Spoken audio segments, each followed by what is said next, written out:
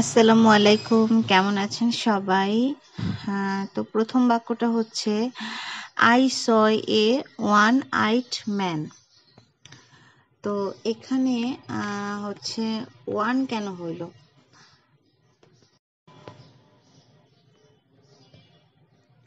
তো ও দিয়ে যে শব্দ গঠিত হয় সেটার পূর্বে কিন্তু অ্যান বসে, যেহেতু ভাওয়েল, এই কারণে।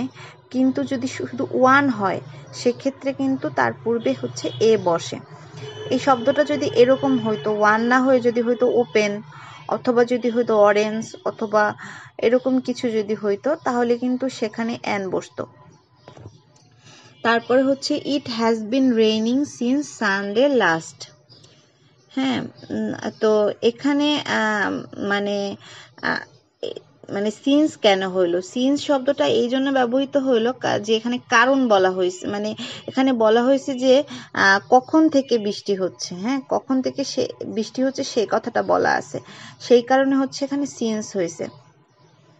আর অতীতে কোনো কাজ যদি শুরু হয়ে এখনো চলছে এরকম যদি বোঝায়, তখন সেখানে তো আমরা জানি যে প্রেজেন্ট পারফেক্ট কন্টিনিউয়াস টেন্স হয়।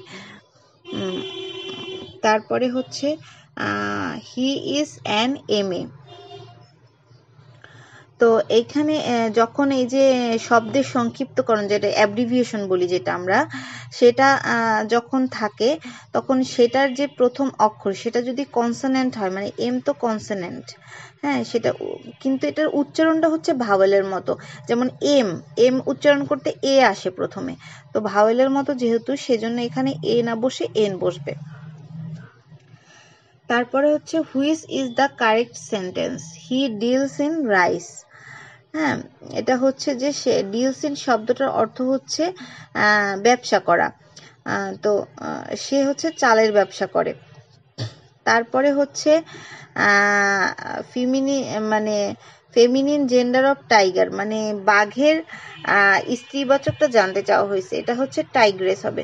তো কিছু কিছু পুরুষবাচক শব্দ আছে যেগুলো শেষে এরকম থাকে, টি ও আর, টি ই আর, আর ই আর, বা জে ই আর, জি আর ও, এরকম কিছু থাকে যে সেগুলোর যখন স্ত্রীবাচক করা হয় তখন ওই মানে ই আরটা সরায়ে তখন সেখানে হচ্ছে মানে ওই ভাওয়েলের এই অংশটুকু বাদ দিয়ে তখন সেখানে হচ্ছে ই ডাবল এস যোগ করে আর কি স্ত্রীবাচক করা হয়।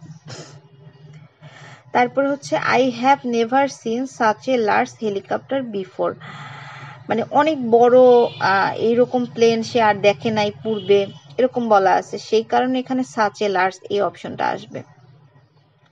তারপর হচ্ছে my father gave me a 1 টাকা নোট, যেটা প্রথমেই বলছিলাম যে ও দিয়ে যদি মানে কোনো বাক্য শুরু হয় সেটার পূর্বে অ্যান বসবে, কিন্তু যদি শুধু ওয়ান থাকে তাহলে সেখানে হচ্ছে এ বসবে।